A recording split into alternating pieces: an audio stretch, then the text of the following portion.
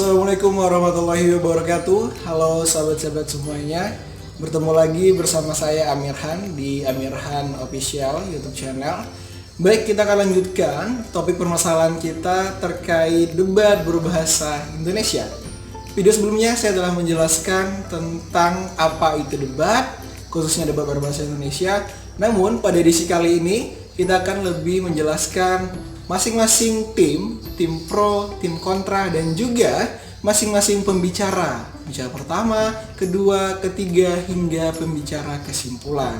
Baik teman-teman semuanya, sebelum kita lanjut pada video berikutnya, jangan lupa untuk like, komen, dan subscribe, tentunya bunyikan lonceng notifikasinya agar teman-teman semuanya mendapatkan informasi terkait video-video terbaru dari YouTube saya ini.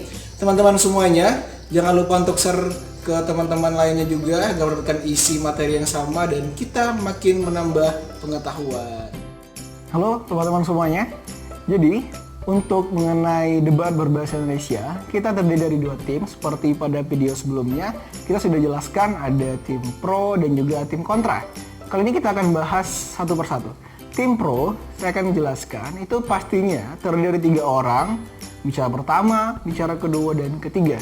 Begitu juga halnya dengan tim kontra. Jadi setiap tim itu ketika berdebat, ada tim pro dan tim kontra. Ada yang menyetujui dari perdebatan dan ada yang tidak menyetujui akan mosi perdebatan tersebut. Oleh karena itu memang perlu rasanya saya beri informasi terkait apa tugas dan hal-hal yang harus disampaikan masing-masing pembicara agar perdebatan berjalan dengan baik. Itu teman-teman harus pahami. Ya teman-teman semuanya, untuk pembicara dari setiap tim akan saya jelaskan pada edisi kali ini. Kita mulai dari pembicara pertama tim pro. Apa sebenarnya tugas dari pembicara pertama tim pro? Teman-teman bisa catat di rumah supaya nanti teman-teman tidak lupa dan mampu untuk mempraktikannya di rumah masing-masing. Baik, pembicara pertama dari tim pro itu menjelaskan hal definisi. Ini yang pertama kali. Jadi teman-teman, kita mengetahui bahwa setiap perdebatan itu ada namanya mosi. Itu pun tema yang diberikan oleh panitia terkait apapun yang akan kita bahas mengenai perdebatan saat berlangsung. Jadi teman-teman, sebelum menyampaikan argumentasi, pembicara pertama dari tim pro sebagai tim yang setuju akan mosi akan memberikan definisi terlebih dahulu supaya jelas apa maksud dari perdebatan yang sedang dilangsungkan. Nah, teman-teman, saya contohkan seperti ini.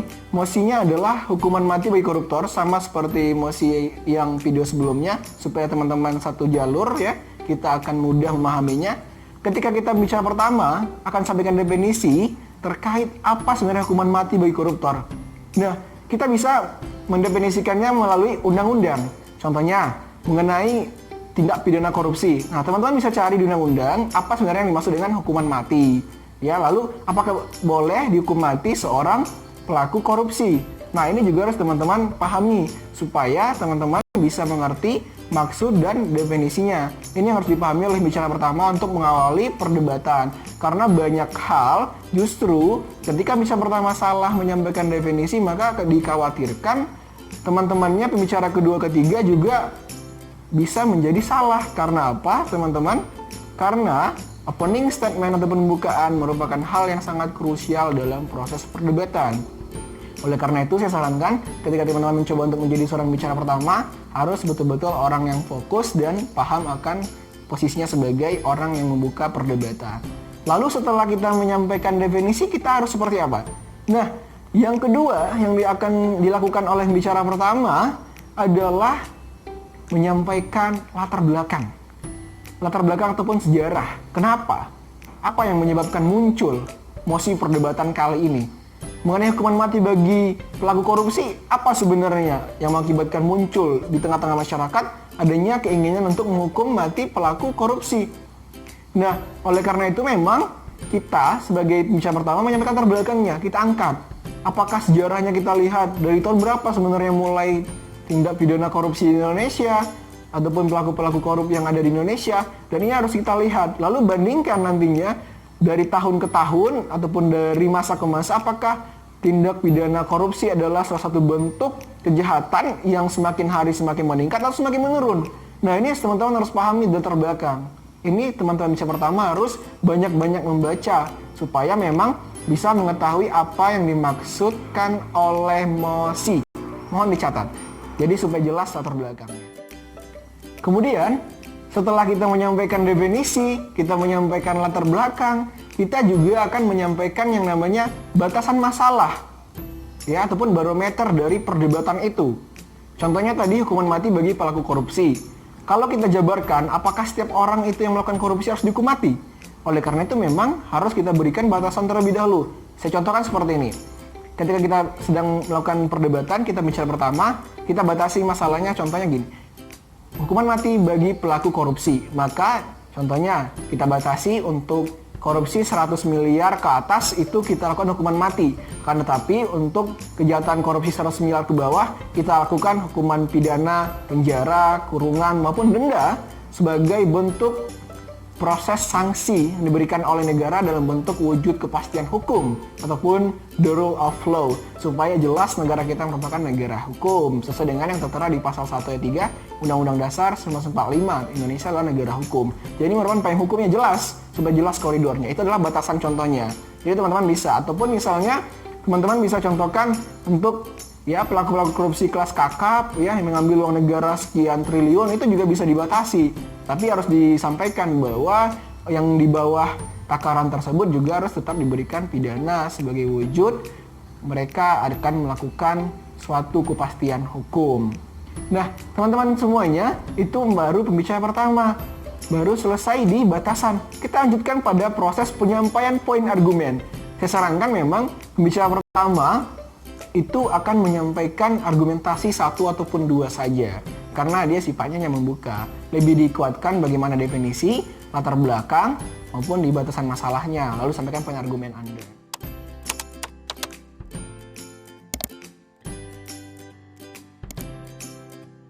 Nah, kemudian juga teman-teman, untuk mengenai bicara pertama, mengenai waktu juga, itu tergantung ya, maupun tim pro maupun tim kontra. Sebelum kita lanjutkan bicara pertama, itu biasanya tergantung panitianya.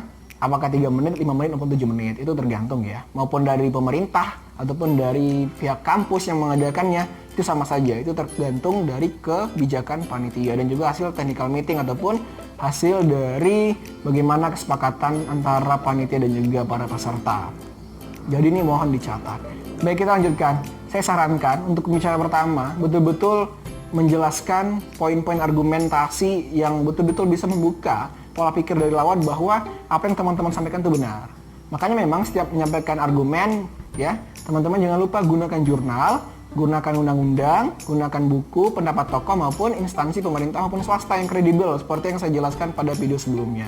Supaya apa? Kita sebagai seorang juri ya akan menilai bahwa teman-teman yang mampu menyampaikan argumentasi dengan data dan fakta yang benar dan valid, artinya adalah teman-teman yang bisa dipertanggungjawabkan argumentasinya.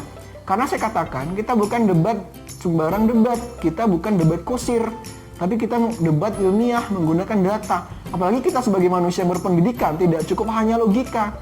Makanya saya sangat menekankan bahwa perdebatan harus dilakukan secara ilmiah, supaya teman-teman menjadi orang-orang yang punya wawasan yang luas. Oleh karena itu, sering-seringlah baca jurnal. Ya teman-teman semuanya, itu adalah baru konteksnya bicara pertama. Ya, di tim pro. Ini baru tim pro ya. Lalu, kita beralih kepada pembicaraan pertama tim kontra. Tugasnya kurang lebih sama. Teman-teman tetap pertama catat ya, menyampaikan definisi, latar belakang juga ya. Kemudian menyampaikan apa? Ya, batasan masalah, lalu menyampaikan poin argumentasi. Tapi teman-teman, ada beberapa debat itu juga menyampaikan perlu poin-poin bidasan ataupun bagaimana kita membidas dari tim lawan. Itu sangat penting juga, tapi dicatat ya. Dicatat. Tapi saya sarankan memang untuk bicara pertama tim kontra, teman-teman harus mengawalinya pada proses hal yang sama yang dilakukan bicara pertama tim pro, supaya latar belakang yang didudukan itu betul-betul kuat, maupun definisi juga betul-betul terbentuk, supaya tidak terjadi kekeliruan berpikir. Kebanyakan orang kadang salah memahami emosi karena tidak paham akan definisi emosi. Makanya yang utama harus menggunakan yang namanya definisi yang baik.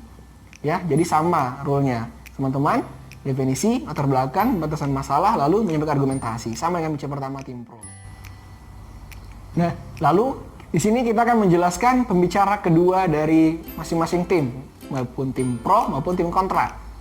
Kalau tadi misalnya bicara pertama dari tim kontra sudah selesai memaparkan argumentasinya, Nah, jangan lupa teman-teman, setiap pembicara mohon dicatat ketika lawannya sedang berbicara. Catat poin argumennya, karena senjatanya adalah kita akan mematahkan seluruh argumentasi yang disampaikan lawan menggunakan data. Nah, ketika pembicara pertama tim pro banyak argumentasinya, tim kontra harus catat. Begitu sebaliknya, ketika bicara pertama tim kontra banyak argumentasinya, bicara dari tim pro harus juga mencatat. Supaya apa? Ketika, posisi saya misalnya sebagai bicara kedua akan menyampaikan argumentasi, saya juga sudah mempunyai bahan-bahan apa yang harus saya sampaikan terkait poin-poin bidasan. Jadi, tugas pembicara kedua adalah sebelum menyampaikan argumentasi memperkuat timnya, harus menyampaikan yang namanya poin kritikan, poin bidasan terkait apa yang disampaikan oleh tim lawan, khususnya bicara pertama dari tim. Itu tugas bicara pertama yang tadi harus dibidas oleh bicara kedua yang saat ini berlangsung menyampaikan argumentasinya. Harus dibidas dulu. Jangan hanya misalnya seperti ini. Kita katakan kami sangat setuju dengan adanya hukuman mati bagi pelaku korupsi. Dan kami sangat menyayangkan apa yang disampaikan oleh tim kontra. Tapi tidak disampaikan apa yang disayangkan tadi. Contohnya sangat menyayangkan ketika tim kontra justru menolak adanya hukuman mati bagi pelaku korupsi. Oleh karena itu memang kita harus sampaikan menurut datanya apa, jurnal mana, dasar hukumnya apa. Nah, ini harus jelas supaya memang kekuatan dari argumentasi kita betul-betul bisa nilai juri, oh ini benar nih, ini sesuai. Dan sebenarnya dalam debat kita tidak hanya mencari benar salah, tapi kita justru yang utama adalah bagaimana mempertahankan argumentasi. Ya, teman-teman harus tetap konsisten pada posisinya masing-masing ya. Lalu bicara kedua setelah menyampaikan bidasan, bicara kedua akan menyampaikan poin argumentasi, melanjutkan argumentasi dari pembicara pertama tim pro. Kalau dia bicara kedua tim pro, harus dilanjutkan. Ingat, setiap menyampaikan argumentasi jangan lupa menyampaikan data contoh ya. Jangan lupa menyampaikan contohnya. Kalau teman-teman sampai lupa menyampaikan contoh, sangat krusial sekali karena memang contoh menjadikan kita yakin bahwa argumentasi yang teman-teman berikan suatu hal yang benar. Ini yang sampai dulu. Yang ketiga, teman-teman setiap poin argumentasi jangan lupa untuk membandingkan antara argumentasi tim kalian, tim pro maupun tim kontra. Itu sangat penting sekali. Gunanya apa? Guna melihat dewan juri menilai bahwa argumentasi dari tim itu ataupun tim lawan sudah teman-teman patahkan. Ataupun bahasa kitanya adalah mereka sudah mampu teman-teman yakinkan argumentasi kalian lebih baik daripada tim lawan. Itu tugas dari bicara kedua tim pro. Kemudian, di sini kita akan menjelaskan tugas pembicara kedua tim kontra. Artinya tim yang tidak setuju akan mosi perdebatan. Jadi teman-teman tugasnya sama ya dengan tim pro tadi. Pertama, lakukan bidasan terhadap argumentasi lawan. Lalu sebenarnya argumentasi menggunakan data ya. Saya sarankan sekali jurnal nomor berapa, volume berapa, penulisnya siapa. Ini sangat penting. Ya, dan di halaman berapa di dalam jurnal tersebut teman-teman menemuinya. Oleh karena itu memang perlu ataupun di jurnal halaman berapa teman-teman temui untuk menyampaikan kepada juri bahwa teman-teman sudah membaca jurnal itu dengan sebaik-baiknya. Karena jangan sampai teman-teman menggunakan data-data yang tidak kredibel. Saya sangat sayangkan ketika teman-teman menggunakan data palsu. Ya, ingat, kita tidak boleh menyampaikan berita bohong, berita palsu. Ingat, ada undang-undang ITE teman-teman semuanya. Oleh karena itu, kita harus menyampaikan ilmu baru dengan menggunakan data yang betul-betul pasti. Saya sangat membenarkan teman-teman dan sangat setujui ketika orang menyampaikan argumentasi dengan hal yang baik, dengan data jurnal yang baik, dengan dasar hukum yang jelas, kemudian juga dengan contoh-contoh yang fakta. Ini akan meyakinkan kita sebagai dewan juri bahwa teman-teman sudah menjadikan argumentasi itu sangat baik dan sangat rapi sekali. Itu tugas dari bicara kedua tim kontra. Tetap lakukan bidasan, bandingkan argumentasi kalian mana yang lebih baik. Lalu sampaikan di akhir ini ya, untuk setiap pembicara nantinya kalian harus menjelaskan perbandingannya dengan signifikan, bahwa argumentasi kalian itu masih ada dan masih tidak bisa digoyang ataupun tidak bisa untuk dipatahkan oleh tim lawan, tapi kalian masih bisa berdiri kokoh. Itu harus penting teman-teman sampaikan kepada dewan juri. Nah, kemudian kita juga akan menjelaskan pembicara ketiga dari masing-masing tim. Nah, sebenarnya tugasnya hampir sama ya teman-teman dari bicara kedua. Nah, pembicara ketiga tugasnya lebih memperkuat argumentasi saja. Tapi, ya, teman-teman, bicara ketiga, apa yang tidak disampaikan bicara pertama kedua tadi yang belum selesai di argumentasinya, nah ini diperkuat oleh teman-teman bicara ketiga. Tapi sebelumnya harus melakukan bidasan juga terhadap bicara pertama kedua. Kalau itu kita misalnya berada di bicara ketiga tim pro. Tapi kalau kita berada di tim kontra, saya langsung sampaikan ya bicara kontranya. kita akan membidas pembicara pertama, kedua, pun ketiga dari tim pro. Supaya apa teman-teman semuanya?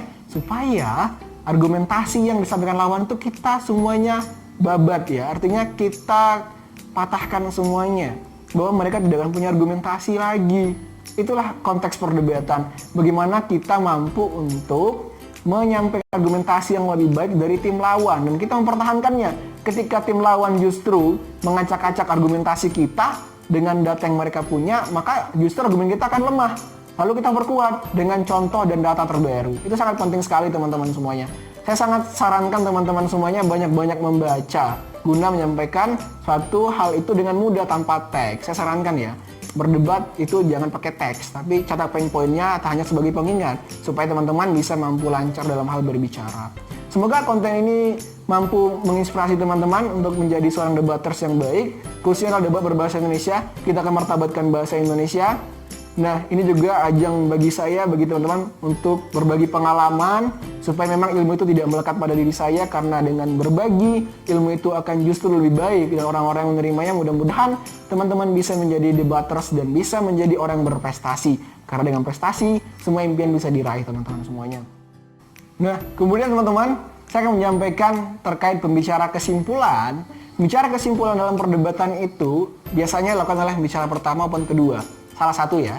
Jadi dipilih dari tim itu apakah yang diwakili oleh pembicara pertama ataupun kedua, baik tim pro maupun tim kontra. Dan mekanisme perdebatannya, mana yang terlebih dahulu berbicara, kontra atau pro, itu tergantung dari panitia penyelenggara lomba debat berbahasa Indonesia. Jadi teman-teman semuanya, bicara kesimpulan, ingat menyimpulkan, tidak ada argumentasi baru. Ini banyak sekali kesalahan yang muncul. Ketika di kesimpulan baru muncul ide barunya yang tidak tersampaikan di awal tadi. Ini justru sangat saya khawatirkan. Ya teman-teman semuanya harus ingat, dalam berdebat menyimpulkan apa yang disampaikan bicara pertama, bicara kedua dan ketiga, itulah yang teman-teman simpulkan. Jadikan menjadi satu materi, ya. Supaya memang bisa dikemas dengan baik, karena waktunya tidak lama menyimpulkan itu. Biasanya hanya 2 menit, hanya 3 menit. Jadi waktu hanya sedikit itu teman-teman manfaatkan. Lalu ingat ya teman-teman semuanya, setelah menyampaikan setiap argumentasi, jangan lupa untuk menutup dengan saya mengatakan saya sangat setuju, saya mengatakan saya sangat tidak setuju. Ingat, sampaikan kembali teman-teman berada di posisi mana, apakah posisi pro maupun tim kontra. Itu harus diingat, lalu disampaikan pada juri, tetap kuat dan kokoh pada argumentasi kalian. Dan justru menyampaikan argumentasi lawan sudah kalian semuanya patahkan. Supaya teman-teman menjadi tim yang kuat dan tim lawan betul-betul bisa teman-teman kalahkan. Dan ingat ya teman-teman semuanya, berdebat itu ingat nantinya juga akan mencairkan suatu solusi. Dan jangan sampai lupa bahwa solusi perdebatan adalah ketika nanti masing-masing pembicara ketiga menyampaikan solusi tersebut. Itu harus teman-teman catat. Semoga bermanfaat video ini, dan mohon maaf bila terdapat hal-hal yang tidak berkenan. Semoga teman-teman bisa menjadi seorang yang mampu berprestasi dalam dunia debat bahasa Indonesia. Dan mari kita share video ini ke teman-teman semuanya supaya mereka semua mendapatkan ilmu yang sama dan juga bisa memulai karir debatnya dari sekarang. Khusus bagi pelajar yang ada di Indonesia, baik tingkat SLTP, SLTA maupun perguruan tinggi. Semoga teman-teman semuanya menjadi orang-orang yang berguna bagi nusa dan bangsa, terlebih kebanggaan orang tua. Salam, berpikir, dan rasakan, lalu teman-teman lakukan tindakan nyata bahwa perdebatan tidak hanya soal pertikaian, tapi perdebatan mampu mencapaikan solusi, suatu kritikan yang diberikan anak muda melalui ajang ilmiah. Inilah yang perlu saya sampaikan pada kesempatan kali ini. Sampai jumpa di video berikutnya.